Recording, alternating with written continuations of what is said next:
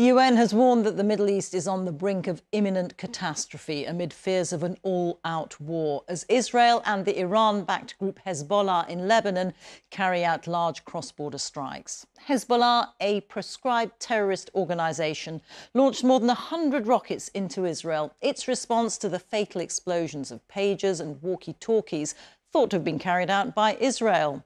Schools have closed and gatherings restricted in the city of Haifa and other northern areas near the Lebanese border. Meanwhile, Israel struck targets in southern Lebanon, saying it had destroyed thousands of Hezbollah's rocket launchers. In the last few days, we inflicted on Hezbollah a sequence of blows that it did not imagine. If Hezbollah has not understood the message, I promise you it will understand the message. Today, thousands attended the funeral of Ibrahim Akil, a high-ranking Hezbollah commander killed in an Israeli strike on Friday. In a moment, we'll hear from our international editor, Jeremy Bowen, who's in Jerusalem. But first to our senior international correspondent, Orla Guerin, in Beirut. Hezbollah today, in mourning but unbowed.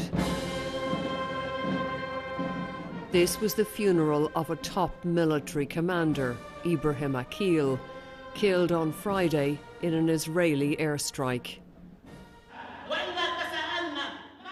The armed group's deputy leader said it was entering a new phase of open-ended battle against Israel.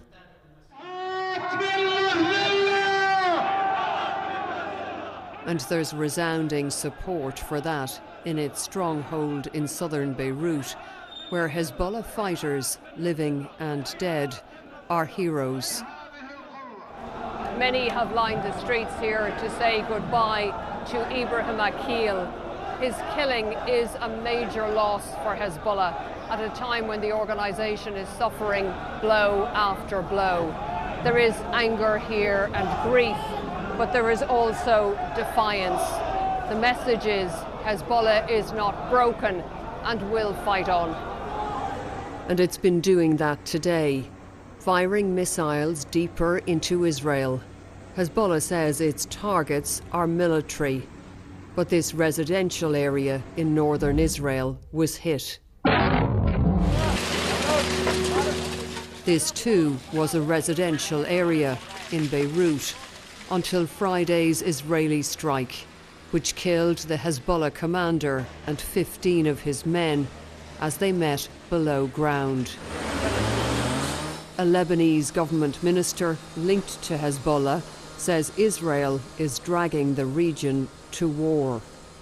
At the end, Lebanon is not seeking the war, even the Lebanese people. But Israel is calling us worldwide. Come to war. Come to war. And do you think it will happen? I don't know. Who will see?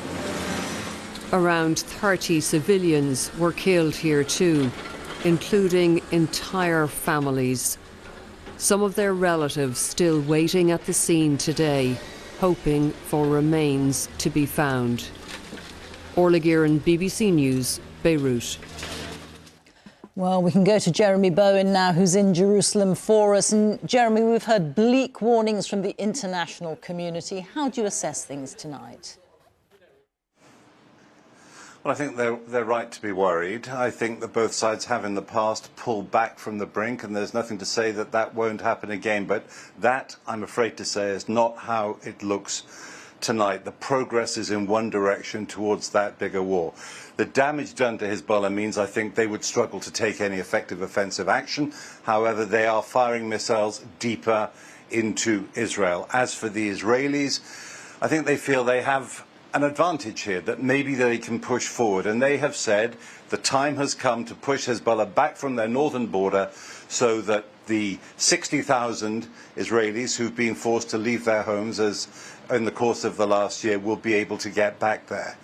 Now, if Hezbollah doesn't buckle, and I don't expect them to because fighting Israel is deep in their DNA, then Israel says it will do more.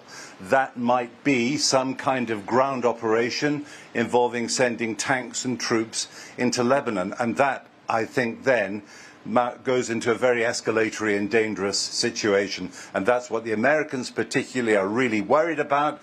They're still saying there should be some kind of a diplomatic solution, but quite frankly, at the moment, I don't think anyone's listening.